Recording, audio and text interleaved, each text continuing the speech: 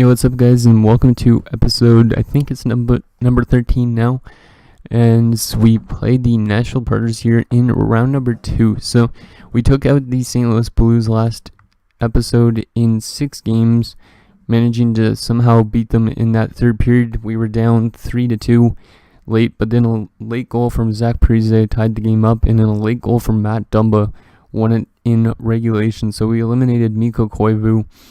And now we're on to Nashville, who has a pretty good team for the most part. They got some really good offensive players and some really good defensive players. So they have probably a scary power play unit, I'd assume. We could actually check that out. So as you can see, they got Forsberg and Johansson and Arvidsson, really good first line. Then some really good second line, but not the greatest depth. Bonino is a good depth center, so they got really good center core, 88, 83, 83, 79. Como is actually not a centerman, so that might be where we could beat them. 65 on faceoffs, and he's playing the faceoff role. I don't know why they don't put in someone who's a better faceoff man. I guess they don't have that. But that's that. And then defensively, their top two is just disgusting. Subban and Yossi. They got a good complementary defensive pairing in Ellis and Ekholm, and then McNabb and Follin. I almost said Foligno. But their goaltending is not the greatest either. Rene has been dropping off, it seems like, because of his age, and Kemper's not the greatest either. So I think we have the upper hand in defensive side with our goaltending at least. And Suter's still pretty good, so I think we should be able to beat them, but you never know. It depends how good their power play unit is. Let's just take a look at their top power play. So yeah, that's a scary power play unit. Forsberg, Johansson, Arvidsson, Subban, and Yossi. And then their second one's actually pretty scary too. Fiala, Shipachyov, Bonino, Ekholm, and Ellis. I'm assuming they had probably one of the best power plays in the league during the regular season. I guess we could quickly check that because I don't know how they finished even. They finished 46, 31, and 5. Okay, let's just take a look at what their power play did for them in the regular season out of curiosity. So they finished just above us in our division, 4 points above us. Yeah, their power play 20.5%, which was the best in our division and in the entire league. Let's see. I don't think that was actually that good then. No, their power play was not the greatest, but it was the best in our division. So our division is just not that strong on the power play, but still 45 power play goals on 220 attempts. So anyways, let's just get into simulating as we take it to game 1, I guess, in the Bridgestone Arena, because we don't have home ice once again. I don't think we're going to have home ice at all in the playoffs because we just barely squeaked in. So game number 1 here in Nashville in the Bridgestone Arena. Hopefully we could get off to a strong start, just like what we did against St. Louis. So first period, and it's a scoreless period. So, and we're being outshot heavily, actually, 13-4. So Devin Dubnyk has a good period there. Hopefully he actually has a good series in general, because last series he didn't play the greatest. I'd say if we go to the Cup Finals, he's not going to win the Conn Smythe unless he has a good 3 rounds. So second period and still scoreless, and we're still being heavily outshot, 22-12. So we need to get more chances here in the third period, guys, if we're going to want to win this game. Devin Dubnyk can't keep it up forever, and the former Predator Ryan Suter comes through with a goal here in the third period to start it off.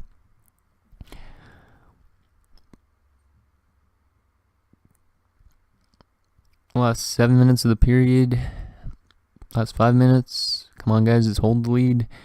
And Devin Dubnyk is going to start off round 2 with a nice 31 save shutout. So that's a big answer to how he played in the last couple games during the St. Louis Blues series. So Suter from Spurgeon and Granlund, and that's the only goal of game number 1. So Dubnyk gets first star. Pecorine played good actually for an 83. Gets second star, and former Predator Ryan Suter with the game-winning goal. So pretty strong performance from our defensive core / goaltending. Hopefully we could get more offense though in game number 2. Hopefully it just didn't dry up or something. So game 2 still in Nashville. They have yet to score. we're still in the Bridgestone Arena, first period, and both teams have scored in the first period. Forsberg gets Nashville's first goal of the series, but then Tyler Ennis, who we managed to sign in free agency again as a 1-year deal, he manages to come through with a goal. He seems to play pretty solid in the playoffs, so I'm not too... I think it's not that bad. He's only making like $2-something million now. When he was making like $5 million, that was just not that good at all. So 1-1 after one. Shots are similar, 12-11 in favor of Nashville. Second period, and we have the lead. Zach Parise with 39 seconds left in the second period has given us the lead. Once again, the shots are pretty dead even, 22-21. Let's just keep it up here in the third and lock it down like what we did last game. We're out shooting them now. Power play. Come on, let's just get that goal, the icing on the cake pretty much. Last 5 minutes here of the third period. Just hold the lead, and we are going to do it. So Devin Dubnyk has made like 56 saves and only allowed him 1 goal so far in the series. So he's definitely bouncing back from last round. So Ennis from Coyle and Suter, and Parise from Coyle. So Coyle with 2 assists in that game. Pecorino gets first star, Dubnyk second star, and Parise with the game-winning goal is the third star. So the Parise and Suter contracts seem to be helping us out in this round still as well. Okay, so now we're back on home ice. Once again, we take the first 2 games on the road. Hopefully we could take game 3 though this time and not lose like what we did against St. Louis. So game number 3 back in the XL Energy Center. Let's just continue playing our defensive trap or whatever it is, and let's get some more offense going. First period, and it's scoreless. Shots though 10-8 in favor of your Minnesota Wild. So pretty good first period. Let's have a good one as well in the second. And it's still scoreless. So once again, Devin Dubnyk's just been playing good. 16 saves for him so far, and Rene's keeping them in it, making 23 saves throughout 2 periods. Third period underway now. Let's just get another third period goal like we did in game number 1 with Ryan Suter. Power play. And we don't score, but we have over 30 shots now. Power play again. They're giving us chances. This is going to go to overtime in game number 3. Yes, it is. So this has been a really defensive series, which is kind of interesting because Nashville has some good offensive players, but I guess since they have Subban and Yossi, it's been a very good defensive pairing. And then Ryan Suter's just been playing good defensively for us with like Dumba, Spurgeon, all those type of things. So pretty even series for the most part. Let's see if we could take a commanding 3-0 series lead here on home ice. Penalty kill it off, boys, kill it off. I know we had a bad penalty kill during the season, but we managed to do it. And then we get the OT winner, Jordan Greenway, who is controversially maybe going to be one of those guys that we have to like trade away. Gets the goal, and once again, Devin Dubnyk has shut out the Nashville Predators with a 31 save performance. And yeah, Rene had a good game as well, but we're up 3-0 in round number 2. So Greenway from Versteeg. So Versteeg finally coming through as well in the playoffs, gets a point. So Rene first star. Hutchinson was in net. What? Oh wait, maybe it was a shared shutout. That's like the first shared shutout in like a long time. Hopefully Dubnyk didn't get injured now. But Hutchinson made 19 saves in that. So very good performance from Hutchinson. He gets second star, and Greenway gets the third star with the OT winner. But, so it was a combined shutout. I don't know if it will actually considered a shutout then. Yeah, see, Dubnyk made 12 saves throughout half the game, and then Hutchinson played the other 35 minutes. And he didn't let in anything as well. So a nice combined shutout for your Minnesota Wild goaltending core.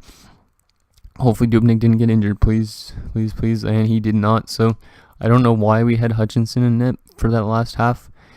But Hutchinson played really good in that half. So we got the win. I don't know if that is considered a shutout even for those goaltenders. Because usually shared shutouts don't happen. So let's just go and see quickly. I want to quickly check that. So let's see. Goalies, is it considered a shutout for both of them? Yes, it is. Wow, so Hutchinson has one shutout in one game. Nice. So the first combined shutout, I think, probably in Minnesota franchise history, is in the playoffs in game number 3 against the Nashville Predators. Nice. Pretty sure that's probably one of the first, because I can't see other goaltenders from the past past Minnesota Wild goaltending doing that. People like Nicholas Backstrom and whatnot, and all those old goaltenders, Josh Harding. So game number 4, let's just end the series here tonight, guys. First period, and there you go. Zach Parise starts it off. We're out shooting 12-11. Second period, and they get one, but we have a 3-1 lead. Coyle and Parise. Forsberg got them on the board. We're out shooting them 24-20. Let's just lock it down here in the third, guys. Are we gonna sweep the Nashville Predators? I shouldn't actually have said that. Nick Bonino pulls them within 1. Let's just kill off this last 10 minutes, pretty much, guys. Get an insurance marker. Last 5 minutes now. And your Minnesota Wild have swept the Nashville Predators in round number 2 and are headed to the conference finals for, is it one of the first times ever? I don't even know, because I don't know Minnesota stuff that much. So Parise from Murphy and Coyle. Coyle from Parise and Suter, or not Parise and Suter. Parise from Suter and Ennis. That's why I got that mixed up. 3 stars of the game. Parise with the first star honors with 3 points. Coyle second star with 2 points, and Dubnyk gets third star. So maybe Devin Dubnyk does actually win a Conn Smythe if we could win a Stanley Cup this year, because he just had a really good round there.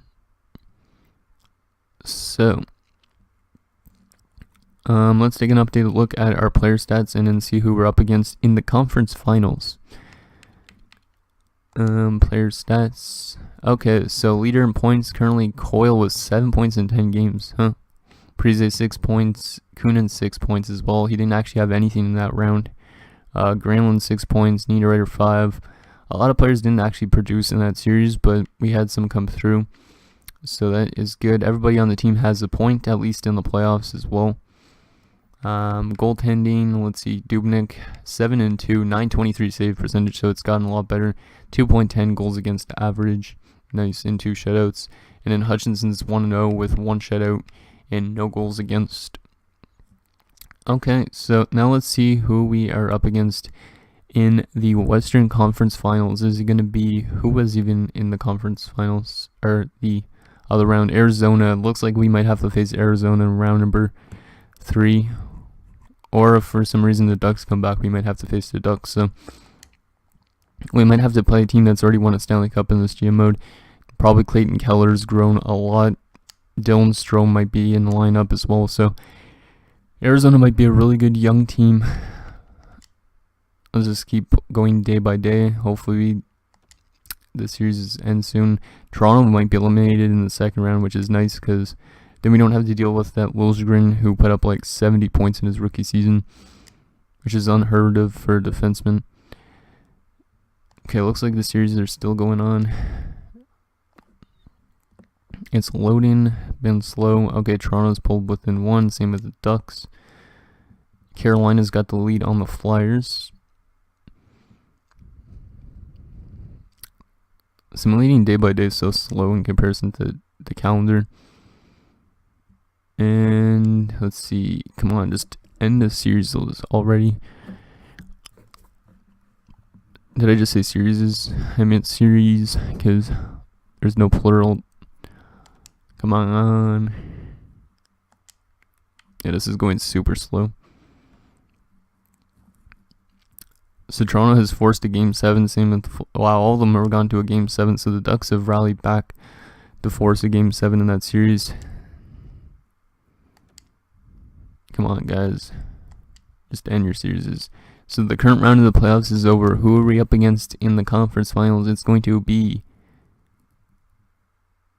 the Arizona Coyotes, who prevail and beat Anaheim. And then Toronto came back from a 3-1 deficit and are now playing Carolina in the conference finals. So we still might have to play Liljegren. Okay, so let's take a look at what Arizona's lines look like. It said that they beat Anaheim 5-1, I think it said in that game. So Arizona. So Holy crap. So Keller and Strome, 88 and 87. You got two medium elites. One's 21, one's 23. Both of them are playmakers, though. And then you got Brendan Perlini, 83. Oh, that is a scary combination. I guess Dylan Strome has a new picture as well for this game. Second line, you got Tobias Reeder, Derek Stepan, and Max Domi. So a bit more of a kind of a veteran, I guess you could say, line in comparison to this young first line. Dvorak, Cousins, and Fisher. Pretty good third line, 283s on it. And then a solid fourth line as well. This team actually is mostly young players. Like, look, 22, 24, 26, 23. 27 still decently young. 29 is a bit of a vet. 25, 21, 23, 24. But then you have two old guys here in Desharnais and Kuhlman, 33 years of age apiece. Defensively, OEL, 28 and 90 overall. Hjalmarsson or Yarmelson, whatever you want to call him, 86 overall, 32 years of age. So you got some vets mixed with youngsters, which is good. Gardner and Chikrin, 84 and 84. Yeah, I like their team. Their team looks pretty good all around. Dan Girardi, 77. Nate Prosser, 78. That's a bit weak. Goaltending-wise, Antti Ranta, 83, and Halak, 82. So their goaltending is not the greatest. But we have seen Antti Ranta play good in playoffs before when they won the Cup in year number 1. Which was, here, 16 and 4 during that time. And he's 8 and 1 right now. 8-1 and 2. With 934 save percentage, 1.99 goals against average. So it might be a bit scary facing Antti Ranta, even though he's only an 83. Now let's see who they have scratched. Duclair's is scratched, damn. And Matt Molson and Josh Georges. Okay. So yeah, overall wise, I'm kind of scared of what the Arizona Coyotes could bring, considering they've already won a Stanley Cup in this universe. So anyways, guys, that's going to do it for episode number 13 or whatever it is of our Minnesota Wild GMO. So like I said, next round we will be playing the Arizona Coyotes in the conference finals, looking to get to our first ever Stanley Cup Finals appearance. So thank you guys so much for watching. See you guys next time.